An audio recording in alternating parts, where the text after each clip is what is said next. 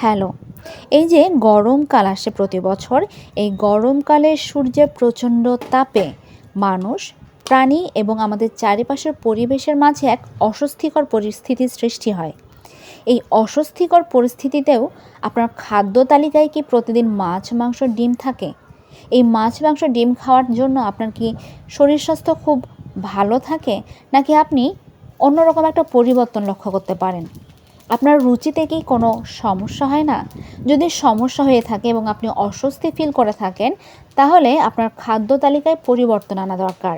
মাছ, মাংস, ডিমের পাশাপাশি অন্য সকল শাকসবজি রাখা প্রয়োজন, অথবা মাছ, মাংস, ডিমের ফাঁকে ফাঁকে শাকসবজি খাওয়া প্রয়োজন। কেননা শরীরকে ঠান্ডা রাখতে অথবা অত্যধিক গরমে শরীর সুস্থ রাখতে একমাত্র শাকসবজি শেষ ভরসা। এই প্রচণ্ড গরমে আপনি যদি কোনো সবজির পাতলা ঝোল খান অথবা অল্প মশলা দিয়ে মাখো একটা তরকারি রাখেন বা সবজি রাখেন, তাহলে এটা আপনার শরীরকে বেশ ঠান্ডা রাখবে এবং খাদ্যের যে রুচি সেটাতে অনেক পরিবর্তন আনবে। আজকে আমার খাদ্য তালিকায় রয়েছে আলু পটলের রসা। এটাকে নিরামিষভাবেও রান্না করা যায়, আবার আমিষভাবেও রান্না করা যায়। অর্থাৎ পেঁয়াজ রসুন ছাড়াও আমি রান্না করতে পারবো, আবার পেঁয়াজ রসুন দিয়েও রান্না করতে পারবো। এবং এই রান্নার মাঝে আমি মাছ, মাংস, ডিমও অ্যাড করতে পারবো। এটা যার যার চয়েস আর কি। আলু পটলের নিরামিষ বা আমিষ যে রসা, এই প্রসেসটা বলার আগে আমাদের পটলের কিছু গুণাগুণ সম্পর্কে জেনে রাখা প্রয়োজন। পটলে একই সাথে প্রচুর পরিমাণে ক্যালোরি থাকে, শর্করা থাকে, আমিষ থাকে, ফাইবার থাকে, পাশাপাশি থাকে ভিটামিন এ, ভিটামিন বি1, ভিটামিন বি2, vitamin C, potassium, magnesium, antioxidant এবং পলিফেনল। এই পটল কী কী উপকার করে সেটা জানেন? পটল হৃদরোগের ঝুঁকি কমায়, রক্তে কোলেস্টেরলের মাত্রা নিয়ন্ত্রণ করে, সুগার কন্ট্রোল করে, রোগ প্রতিরোধ ক্ষমতা বাড়ায়, রক্ত পরিষ্কার করে, ওজন কমায়, ত্বক ভালো রাখে, কোষ্ঠকাঠিন্য দূর করে, হজম শক্তি বাড়ায়। পটলের সঙ্গে যে আলু দেওয়া হয়েছে, এই আলুতে থেকে প্রচুর পরিমাণে কার্বোহাইড্রেট বা শর্করা। সিদ্ধ আলু নিয়ম করে খেলে শরীরে প্রদাহ কমে, বাতের ব্যথা প্রতিরোধ করতে সাহায্য করে এটা। আলুতে বিদ্যমান কার্বোহাইড্রেট স্মৃতিশক্তি বাড়ায়, মন ভালো রাখে, উচ্চ রক্তচাপ নিয়ন্ত্রণ করে। জেনে রাখা ভালো, 100 গ্রাম সিদ্ধ আলুতে 20 গ্রাম কার্বোহাইড্রেট থাকে, 87 গ্রাম ক্যালোরি থাকে, আর 2 গ্রাম থাকে প্রোটিন এবং সামান্য পরিমাণে ফাইবার রয়েছে। এবার আসি রান্নার প্রসেসে। পরিমাণ মতো আলু এবং পটল নিতে হবে এবং খেয়াল রাখতে হবে এই আলু পটলের পিসগুলো যেন কাছাকাছি থাকে অথবা একই মাপের হয়, তাহলে দেখতে ভালো লাগবে।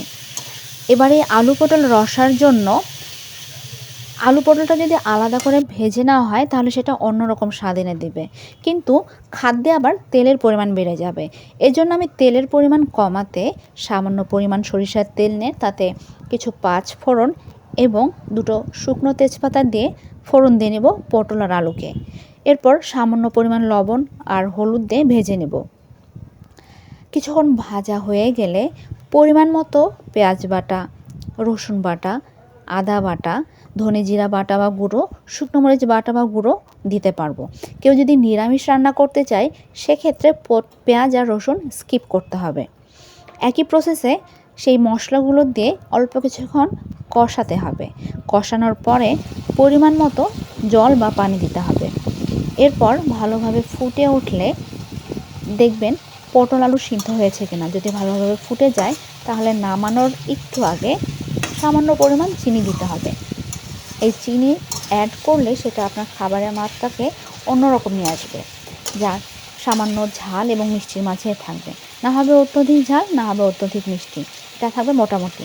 আর কেউ যদি এটা গামাখা করতে পারে, তাহলে সেটা লুচি বা রুটির সাথেও খুব ভালোভাবে খাওয়া যাবে।